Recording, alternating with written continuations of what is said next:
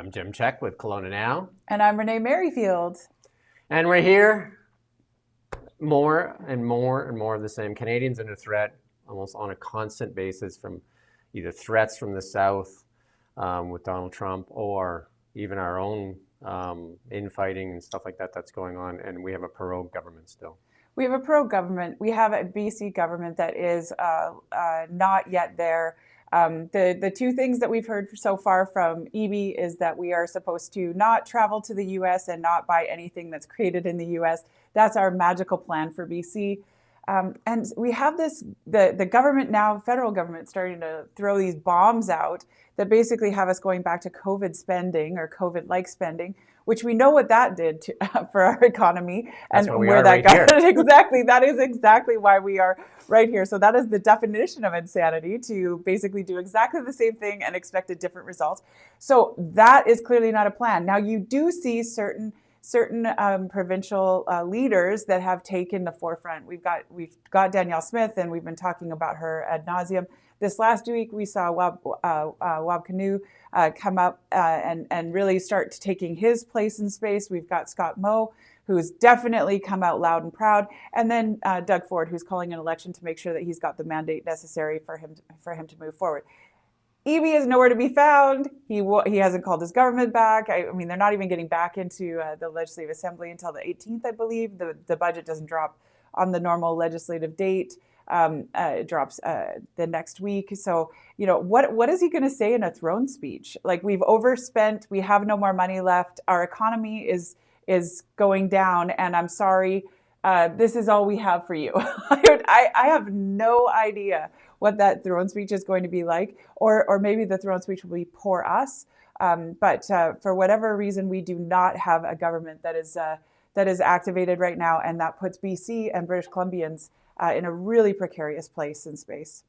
I think one of the things that you bring up there that applies both to the BC NDP and the federal NDPs and the Liberal government is our reluctance to tap our natural resources.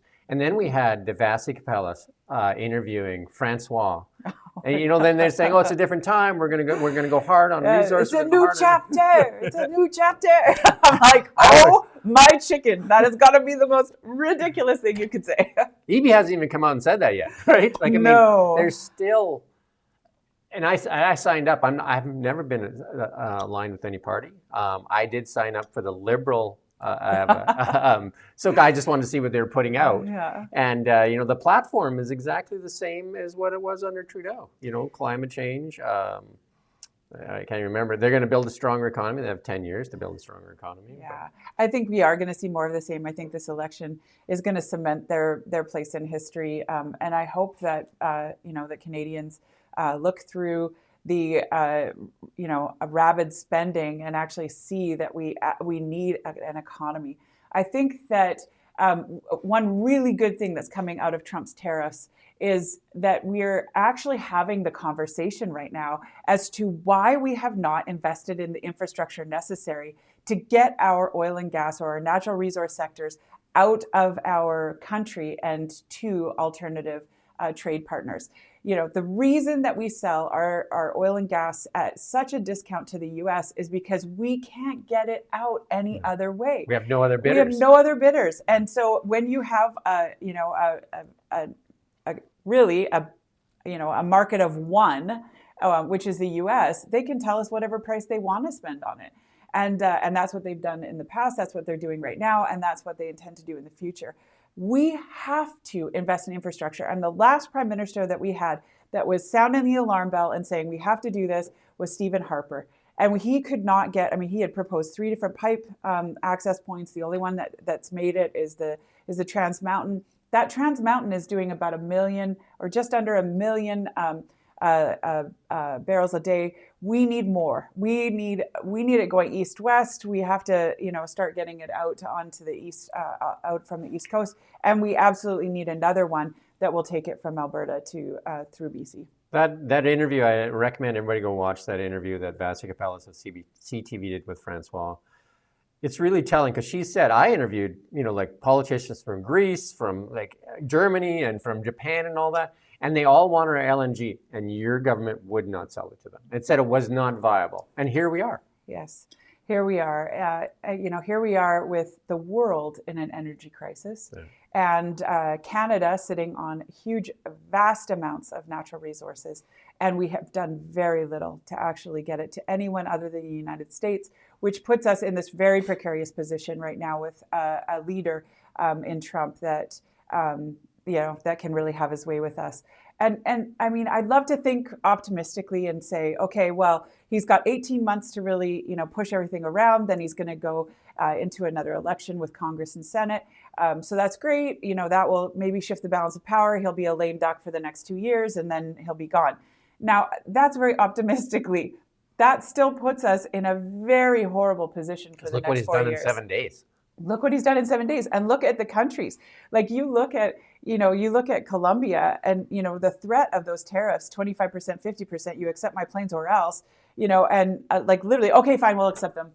Well, even more than that, we'll send the presidential plane to pick up the people. Yeah, and I mean that was the win for the Colombian president, in that he actually said, well, we're going to treat them not like criminals, we're going to treat them like our citizens. So okay, yeah, I get it, but really, I mean, this man has no bounds. He's not looking for re-election at this point, and for those that are very scared about that, it would take a constitutional change to actually have a third term. And that's just virtually impossible. There hasn't been a constitutional change in many, many years. I don't think that there's even talk of that. I think, that they're probably going to prime J.D. Vance is their second. And I mean, he is getting old too. J.D. Vance? No, Trump. Like he's like 41 or 42. No, I think J.D. Vance probably has a big political career in front of him. Yeah. You brought up something, though, the pandemic. And just, if you haven't watched the dance on the inauguration ball, between J.D. Vance and his wife, honestly, if you want to see a couple in love, that was like what movies are made of. That was such a beautiful, beautiful moment. Yeah, definitely. And he comes from like a really poor upbringing too, and a lot of challenges. I mean, he wrote a book that's kind of what elevated him to where he is today. You brought up something, that pandemic level spending. And it's been put out there by a publication saying that is another buy the time for an October election to the NDP. Do you think that Jagmeet Singh would actually sell out Canada and basically light the house on fire just for? I don't think Jagmeet is going to give that amount of time in the polls. When you see your trajectory going down, that is when you stop the bleed, stop the hemorrhage. If he was starting to see the NDP's numbers going up, now we've seen a little bit of a blip in the Liberal numbers going up. At the expense of the NDP. At the expense of the NDP, exactly. Mm-hmm. So that would bode very well, I think, to still see a spring election. My speculation is that they're going to try and make this the election issue, that the Conservatives are not for the Canadian people, and that they'll put forward the spending package. That's what will be on the table for the confidence vote. And when it gets voted down, they'll say, look, we were trying to really support the Canadian people. For those of you that are listening right now, this is the worst idea that you could possibly imagine. If you really care about the Canadian people, you create an economic plan that basically focuses on infrastructure, on building more infrastructure, on activating the natural resource sector. You signal to the rest of the world that you are open for business. You get your natural, your minerals, your critical minerals out of the borders. You say to Trump, fine, put tariffs on. It's okay. We're going to go outside of our borders. We have 2 other borders that we can be selling from, the East and the West. Let's start doing that. And for a very, a smart government. We should do that regardless. Is absolutely unequivocally. But in the middle of an economic downturn, that's what you're going to do, not tell people that they can sit on EI and do nothing. We should do that regardless. Even if he gives us a sweetheart deal and says we'll give you 10% more, we should say we still need to explore other markets. Agreed, 100%. The other thing, though, that we have to figure out is the things that Trump is asking for are not unrealistic and are not, so exceptional. To stop fentanyl going through. I don't know if you saw the news on the largest fentanyl bust in international, history, when the fentanyl coming from the Vancouver port arrived in Australia. Google the story; it's absolutely horrific. 55 million doses of fentanyl arrived into Australia. Thank goodness they have better port security than we do. and actually caught it. But a horrible amount of fentanyl coming out of Canada right now and seeping into the States. We need to stop that and block it. And the other thing is that our border needs to be tightened up. People walk across it. I mean, the news story this morning was, BC, shuts down those that want to hike across the West Coast Trail from the U.S. That's the news story, into BC. And I was thinking to myself, oh, that's all you need to do is just hike the West Coast Trail. Now, some of us aren't really, physically fit enough to do it, but honestly, that's how ridiculous our border patrol is. Holly Doan, Blackhawks put out a story and said the RCMP are only flying their helicopters on weekdays up till 4 p.m. Do you know what I mean? So, for all the criminals out there, or anyone who would like to illegally cross the border, the weekends or after 4 p.m. is your time.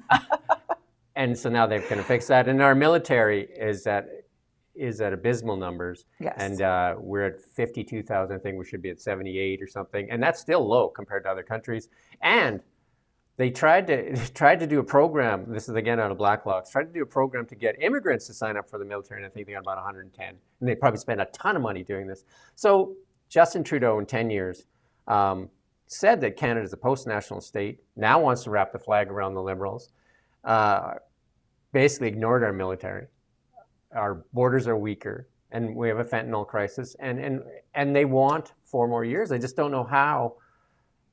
I guess we should talk about the people that are running, that say they want to take the leadership reins, and who are these candidates a little bit. We've got the front runner, obviously, Mark Carney, which is basically they're trying to coronate him. It's a coronation for him, absolutely. He's got the money, he's got the party power. All the cabinet ministers are lining up behind him. And obviously he's got the cabinet ministers. Yeah, and then they're saying, he says in his pitches that he's the agent of change, but it's the same people. How can you be the agent of change if you're running the same group of people?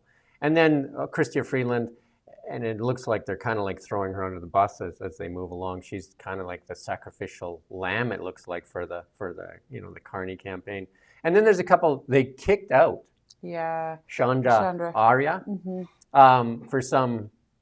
We don't know why. Right, and they said he's an unacceptable candidate, or manifestly unfit, but he's okay as an MP. He's that makes no sense. It's a baffler. And then Ruby Dalla is running, and she got accepted, and she says, as a liberal, she says that she's going to kick out every illegal immigrant. Yeah, speaking as an immigrant herself, but I do understand the difference there. I mean, those that have come legally and through legal channels, it's a difficult road. It's not an easy road, and so to say we need to get rid of the illegals, I think is definitely a step in the right direction. And I also think like the voice that is kind of cracking through the Liberal leadership race right now is really Poilievre with his interviews. He speaks with clarity. He speaks with a plan. He speaks with a lot of strength and really juxtaposed to any of these others. He's really coming out still as the leader. I saw a post the other day that had all the accolades of Mark Carney and then had the accolades of Pierre Poilievre, and it was like 4 to like 40, in terms of like Order of Canada. And I thought to myself, yeah, but as an MP, you actually can't do any of those other things. Like you can't win the Order of Canada if you're an MP, and you can't, you can't sit on other boards. You can't sit on it. Like, so it was a little bit of an unfair comparison, but then you look at who's delivering the best plan right now. Carney in interviews won't even state what he's planning for carbon tax, or won't even state. You mean the 2-minute interviews that he's given? Because he hasn't. So. I mean, here's a great kind of like how it's playing out in the U.S. Biden and Harris really didn't do a lot of interviews. Trump is omnipresent, like he's everywhere. Like, I mean, and so is Vance. They're doing interviews. They're taking questions all the time, and it's kind of like they're allowing themselves to be held accountable. And maybe Trump's got a big ego, and maybe he likes standing in front of the podium, but at least you're getting the answers from him. In Canada, Poilievre seems to be doing interviews. Freeland's done a few interviews, but where's Justin Trudeau with an interview? After all he's done, where's Justin Trudeau with an interview other than going to the United States and doing an interview? And where's Mark Carney sitting down and telling us this plan that he has? That's different, the man of change. Yeah, the man of change aspect. I question the Liberals come out with this plan for this big spending package that, assuming part of it that yeah, it's a regulatory thing. They could just strike it with a pen. But some of that spending is going to be legislative, and so it is going to need to go through the House. I'm looking at that saying, okay, but who's the new leader, and what if they don't approve it? And then, my mind goes to, well, Chrystia Freeland, she'd have access to all of that, so she would approve it, I guess. And then there's Mark Carney, and it's like, well, yeah, he's probably got the ear of those, and there's already, been talks, and he's saying, let's put this out and get this ready. But then I'm thinking, well, then he's not an outsider.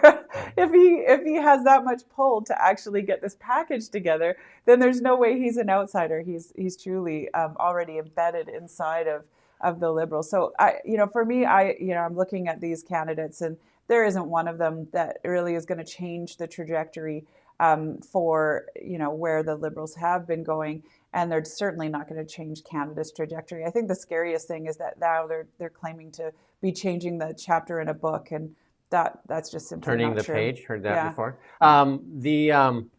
The $250 check that they promised Canadians is gone. Yeah, And, but again, so is this the is these- $1,000 from Evie. So That's what I mean. So all these promises, just like pandemic level spending and that, which will put us in the worst spot, they don't deliver on them anyway. No. And, I was sitting around my dinner table. I actually was talking with some of my kids, and one of them actually said, well, I'm thinking about voting NDP this last election because they're going to give me $1,000 and hold my rent to a certain threshold. And I was like, okay, let's talk about this. But, I like, those are the trinkets, right? And it's like, yeah, is that $1,000 going to come? No, because we are in a horrible deficit spending, largely because Evie's there. And our taxation, our corporate taxes are way down, and they will continue to be. And that's one thing, like right now, having this lame duck government federally, not having a strong, economic government right now in BC. Honestly, Kelowna is going to hurt for a while. I mean, we're going to see more businesses closing. I know we talked about, recently about the small businesses closing. We're going to see more of those. And we're also going to see more businesses going south because they simply can, have better economic scale down south and better economic opportunities than they do here in Canada. Amazon in Quebec, PV Mart just pulled out. There's a few there's a long list of it actually. This is one thing that I think maybe you can help explain to Canadians that I don't think a lot of people are really aware of how it works. How does the Senate work? And we're hearing Trudeau is going to appoint another 10 senators, and he's going to appoint 10, he's already resigned basically, but he's still using his power to appoint 10 more senators, which is already a liberal loaded kind of Senate. It is, and this will be a legacy for sure. Senators are not elected; they are appointed. Senators are allowed to remain a senator until they are 75 years old, is the mandated retirement age. So there's a lot of lifers in that Senate.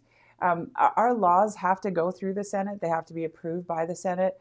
But for the most part, it tends to be a rubber stamp rather than a rigorous process. There have been a couple of bills that we've seen some amendments made to. Like a kickback or whatever. Yeah, where the Senate says we're not satisfied with this, push it back. Is it a rigorous job? Yes. I think there are those senators that treat it with the amount of reverence that it should be treated with and the amount of respect. I think there are others that literally are collecting a paycheck and getting their expenses paid, maybe earning some air miles with Aeroplan, etc. But it was intended when it was set up to be this checks and balances to those that were elected. What it's turned into now is just a little bit of cronyism and a little bit of trying to get your wedge in before you leave, and that's what Trudeau has vowed to do. The irony here is that he couldn't get justices appointed, and there was like so many open vacancy spots in the Supreme Court across Canada, and yet he's going to fill these Senate seats in the next 2 months. So very disappointing, but not unexpected. Yeah, and it just seems like like if he's already resigned, why is he still exercising, authority over a candidate that may, alter kind of like our political direction. Yeah, and there have been prime ministers, Harper being one of them, that really wanted to reform the Senate and change it into a more rigorous body. But there just isn't the political appetite for that. Without the political appetite, it's going to be very difficult for any prime minister to do as such. So, we'll see. But right now, we've got a lame duck prime minister that's basically using whatever power they have to imprint where they want to go with things. The question I would ask the Liberal leadership candidates is, will you call an election as your first act when government is back in session?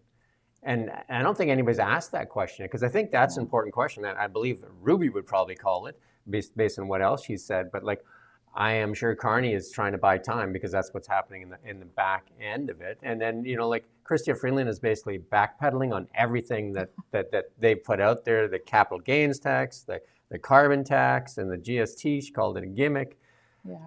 Everything that she's already voted for, like 50 times. And it's the same group. I mean, it's even Francois, I can't remember, Champagne, I think is like saying it's like it's a partnership already. They haven't even formed government yet, and with a new leader, and it's already a partnership.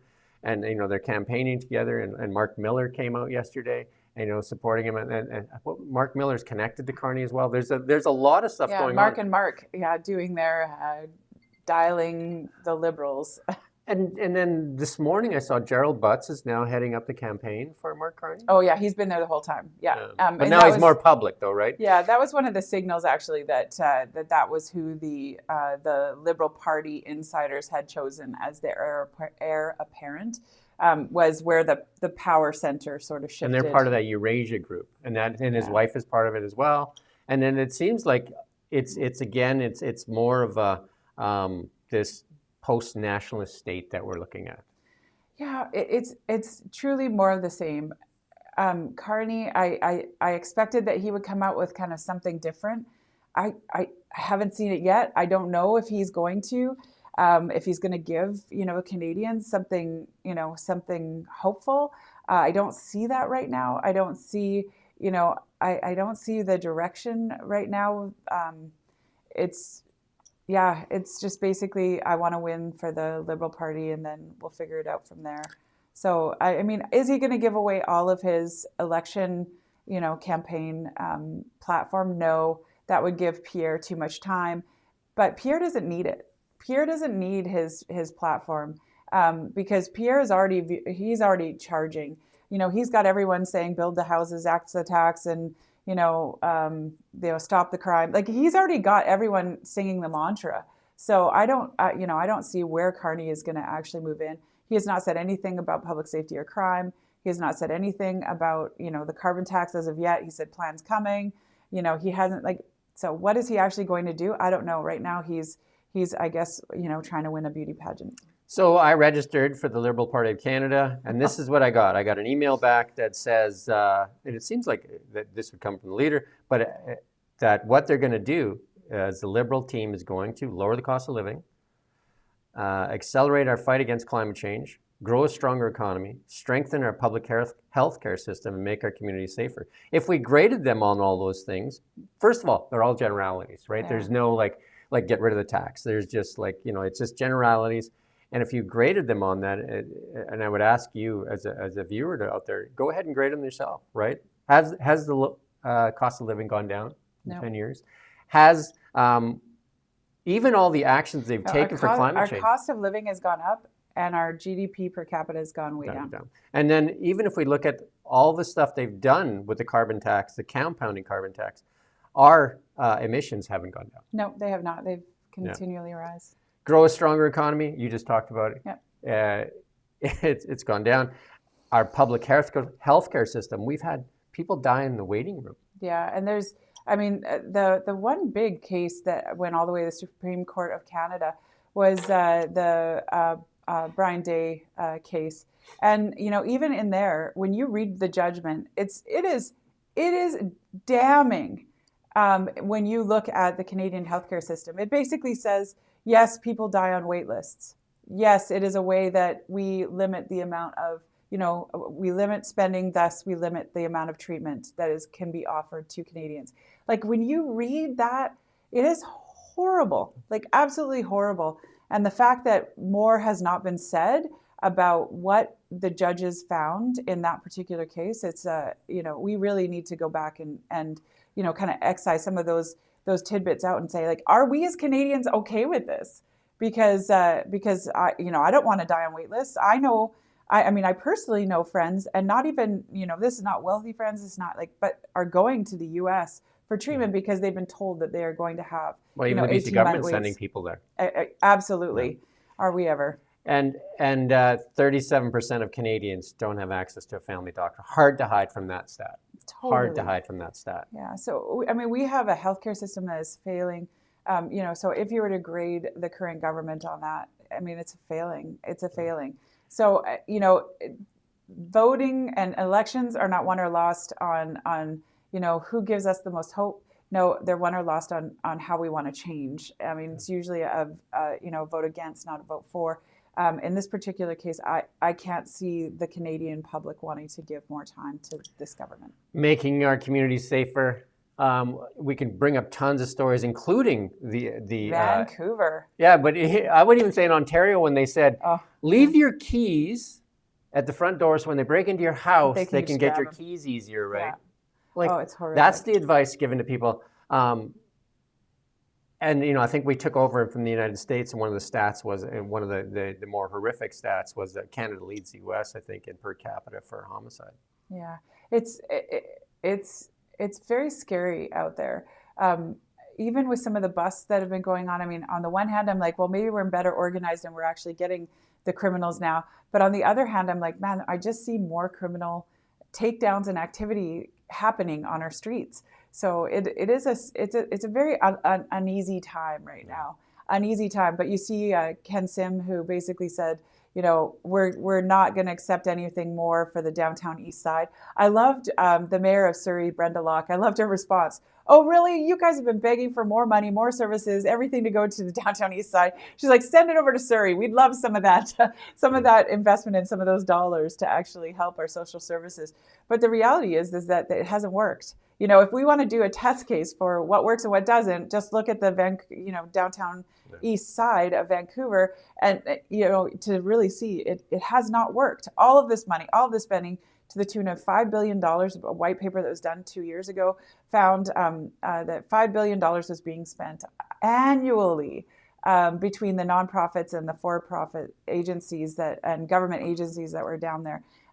To what? To have more homeless, to have more street and trench, to have more drugs, to have more crime. I don't know what other test case we actually require. David Evy's been able to hide under the cover of all the turmoil that's going on at a federal level. Well, one of the things John Rustad came out with, I think it was yesterday or it might have been this morning, he wants the EV mandate scrapped, and he wants all the EV credits scrapped. And that is based on Donald Trump there. They're scrapping the EV mandates and all those credits.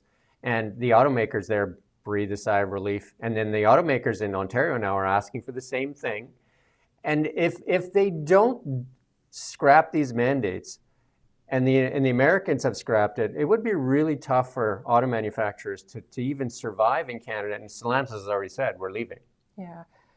We actually already have, a very similar dynamic in that Alberta doesn't have the EV mandates that we have. So, you can, as of 2026, you could just cross the border, buy your vehicle in Alberta and register it here in BC.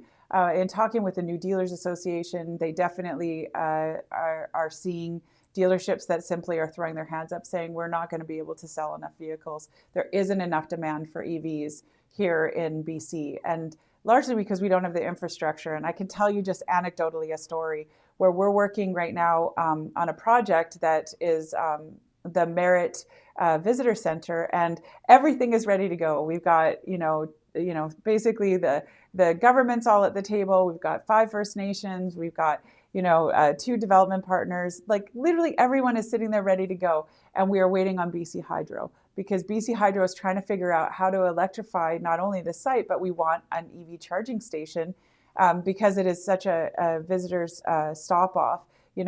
between Hope and West Kelowna.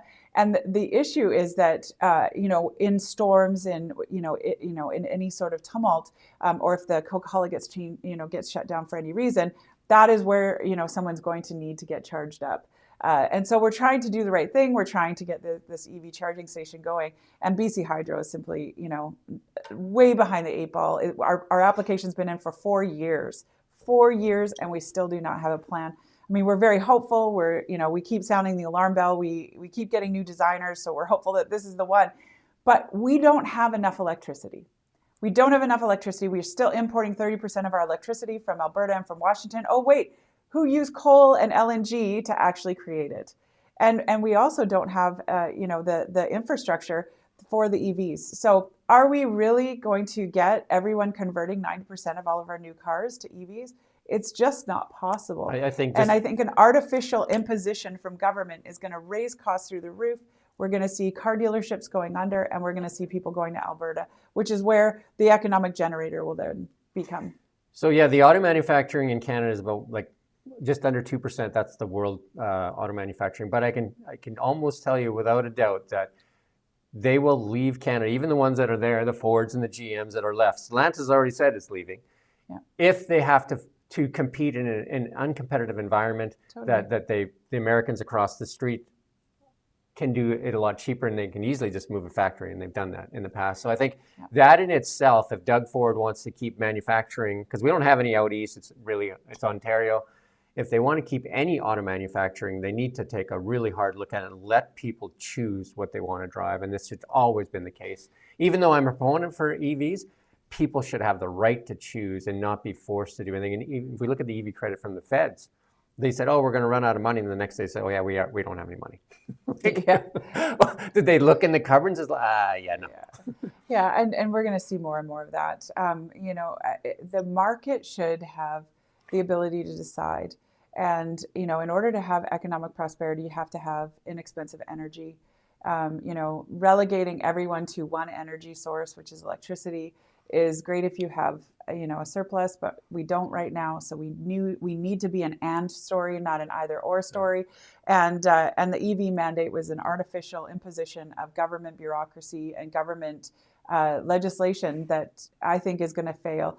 And really, capitalism is great at innovating. They will find ways to make things less expensive. And already we've seen, solar coming down in the cost, and we will continue to see that coming down as we innovate and innovate and innovate. But if you don't let the market decide, that's going to stay expensive, and it's going to stay out of reach of the general public, and we're going to see a more impoverished nation. Yeah, I think we'll close it off here. But the one thing that I would like to see from any government that comes in is accountability. And I think this Green New Deal and all these things that they did is there a lot of money went out where we don't know where it ended up. And that, I think all that needs to be disclosed. Who took the money? There's allegations that Stephen Jabot, a couple $100 million. We need to get that cleared up. He should want to clear that up himself. He should want to clear up any allegations like that. And I don't know about the legislation that would be required, but my hope is that if we get a change in government and we see a conservative federal government, hopefully some of that will come to light. Hopefully some of that will be revealed. And I do hope for accountability. I heard Justin Trudeau talking about X this morning, and how it could be, it could artificially influence, and how we need to clamp down on it. I'm sitting there just going, that's what he wants to talk about right now. Mm-hmm. And for me, it's what we need the free speech, we need the media to shift, and we need to see the reins kind of pulled off, and we need to see the new day of where accountability and media are really doing the stories that matter to people, and educating them in where we need to go. I can tell you right now, Bill C-18 did nothing to help media, especially independent media. No. It's crushed it, and I can show you the stock charts of Chorus, which is global, and the stock charts of even Glacier, which is locally is Castanet. I can show you all those stock charts, and I can tell you right now, it's definitely not helped us. Bill C-18 needs to be repealed. Media should be independent and free, and not living off the handouts from the government, and it should not interfere with media if we want to have a strong media in Canada. Agreed. I'll let you have the last word on that. There you go. With that said, we do thank you for watching Kelowna Now. We're here every week with Renee on Tuesdays. And, it's great that she's putting in her time. She knows so much about government as an insider. Yeah, literally. An insider. Years, yeah. And we're great to have her, be able to explain things like the Senate and different things to us, and also to kind of like give us, some insight into who's running and which policies are better for Canada. And we all know that our biggest asset, I think nobody, even the Liberals are saying it now, our biggest asset, our beast in the world is our natural resources, and we need to unleash the beast. We should be an energy giant, and all things energy. My pitch has always been, and even inside the BC United, was really about being all things energy and using our natural resource sector to propel our innovation for renewables forward. We should be leading the charge, and instead we are falling far behind. So, energy is a basic human necessity. It's in everything we do every day, and the Liberals have taxed it like it's a luxury. Agreed. And with that said, we do thank you for watching Kelowna Now.